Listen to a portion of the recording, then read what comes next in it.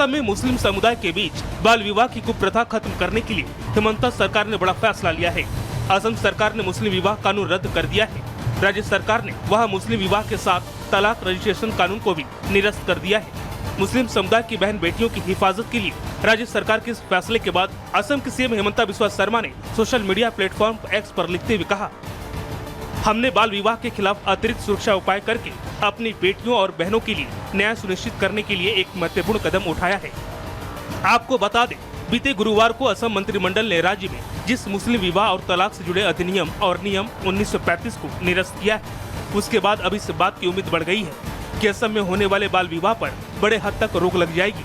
यही वजह है कि सीएम हेमंता बिस्वा शर्मा ने मुस्लिम विवाह और तलाक अधिनियम को निरस्त करने के फैसले के बाद कहा कि सरकार के इस फैसले का मकसद असम में लैंगिक न्याय और बाल विवाह को कम करना है। असम मुस्लिम मैरिज एक्ट में चाइल्ड मैरिज को इजाजत देता था, तो हमने ये स्क्रैप करके ऑर्डिनेंस लाए थे। अभी वो ऑर्डिनेंस को हम बिल बनाऊंगा, सो पुराना कानून भी रद्द होगा और नया कानून बनेगा मुस्लिम रजिस्ट्रेशन का ऊपर। वहीं सीएम हेमंता बिस्वा शर्मा ने ये भी कहा कि विधानसभा के आगामी मानसून सत्र में राज्य सरकार अब निरस्त किए गए पुराने एक्ट की जगह एक नया विधेयक लाएगी, जिसके तहत मुस्लिम समुदाय में होने वाली शादियों का रजिस्ट्रेशन होगा। सीएम हेमंता ने उम्मीद जताया कि मुस्लिम विवाह और तलाक से जुड़े इस कानून के निरस्त होने के बाद राज्य में होने वाली कम से कम 80% बाल विवाह को रोकने का मकसद हासिल होगा, जो एक बड़ी सामाजिक समस्या है।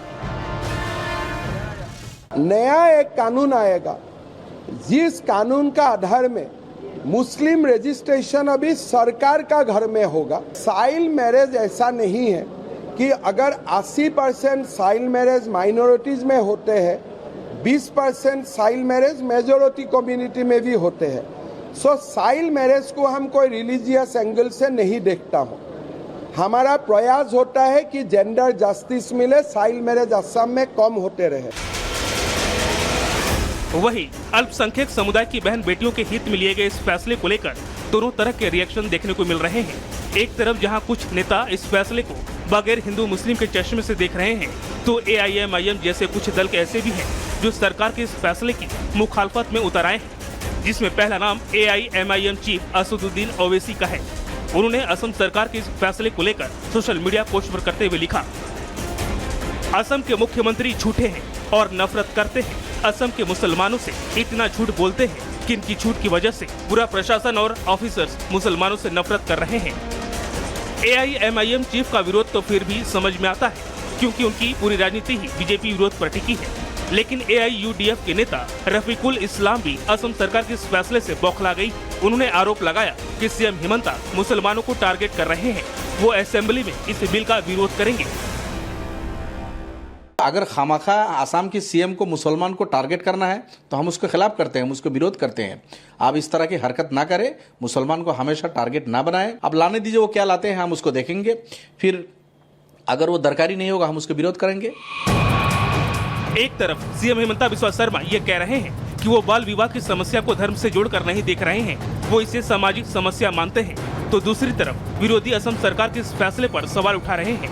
जबकि बीजेपी नेता असम सरकार के इस फैसले को वक्त की जरूरत बता रहे हैं और उनका कहना है कि विरोधियों का ऐतराज सिर्फ कंट्रोवर्सी के जरिए लाइमलाइट में रहने का है। इसका स्वागत करना चाहिए। मुझे लगता है कि बेवजह कुछ लोग इसमें कंट्रोवर्सी ढूंढेंगे, लेकिन इसका स्वागत होना चाहिए। और जो अधिनियम शादी के, तलाक के, भरण पोषण के ऑलरेडी कानून के तहत दिए गए हैं, उसके अकॉर्डिंग आगे समाज को बढ़ना चाहिए। सीएम हेमंता बिस्वा शर्मा ने अभी एक रोज पहले ही झारखंड में ये कहा था कि मुसलमानों की आबादी असम में 40% हो गई है। उन्होंने नॉर्थ ईस्ट के राज्यों में जनसांख्यिक परिवर्तन को बड़ा मुद्दा बताया था और उस बयान के ठीक एक रोज बाद असम सरकार के इस फैसले पर विवाद होना लाजमी है। बहरहाल इसमें शक नहीं कि अगर इस फैसले को सियासी चश्मे से इतर देखें तो फायदा बहन बेटियों को ही मिलने वाला है।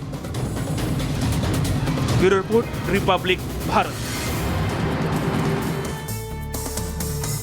चलिए खबरों में आगे बढ़ते हैं। अब बात कर लेते हैं नाम पर मचे कोहराम की। सीएम योगी कांवड़ियों की यात्रा को सुगम बनाने के लिए हर बारीकी और तैयारियों का जायजा खुद ले रहे हैं, तो वहीं दूसरी तरफ विपक्ष इस मुद्दे की हर छोटी बड़ी बातों का बतंगर बना रहा है और इसी कड़ी में मुजफ्फरनगर और सहारनपुर जिले में प्रशासन ने कांवड़ यात्रा रूट में दुकानदारों और कांवड़ियों के बीच किसी तरह के विवाद से बचने के लिए दुकानदारों को अपना नाम बताने की सलाह क्या दी।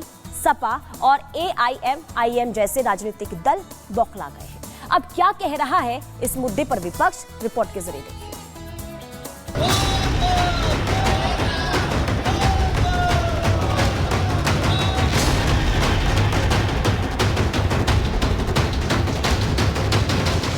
जो विरोधी मोदी का रास्ता रोकने में नाकाम रहे, वो बात बात पर अब यूपी के CM योगी को टारगेट कर रहे हैं, जिसका ताजा उदाहरण है कांवड़ यात्रा रूट पर विपक्ष की ओछी राजनीति। मुजफ्फरनगर पुलिस ने कांवड़ यात्रा रूट में आने वाले दुकानदारों को अपना नाम लिखने को क्या कहा। विपक्ष लोटा पानी लेकर फैसले को सांप्रदायिक रंग देने में जुट गया।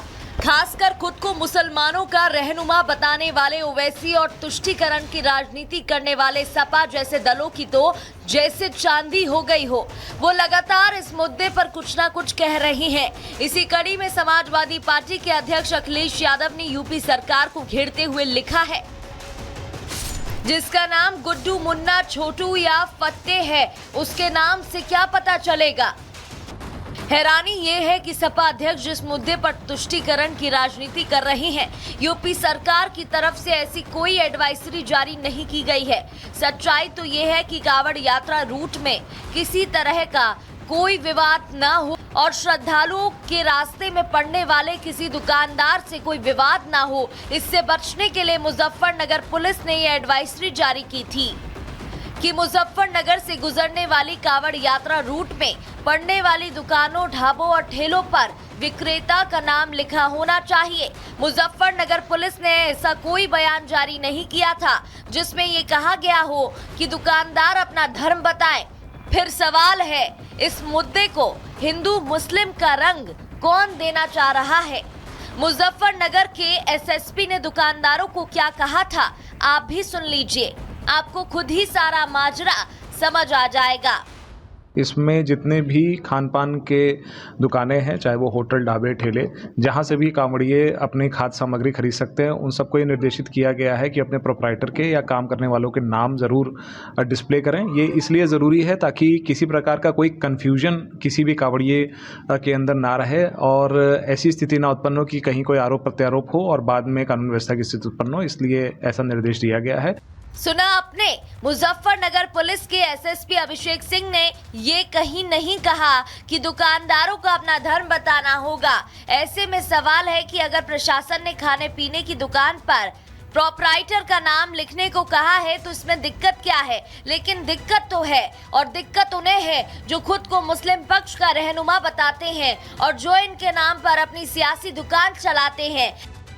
आप इस तरह से करके दो कम्युनिटीज़ के अंदर फासले पैदा कर रहे हैं। मेरी डिमांड है प्रशासन से और अपने शासन से कि ऐसे फरमानों को फौरन निरस्त किया जाए। हिंदू भाई अगर आम जो है किसी मुसलमान भाई के ठेले से ले रहे हैं तो कोई विवाद हो जाएगा। फलों को भी हम बांट लेंगे, अब हिंदू मुसलमान कर लेंगे। उत्तर प्रदेश की सरकार अनटचेबिलिटी को प्रमोट कर रही है, संविधान की धज्जियां उड़ाई जा रही हैं।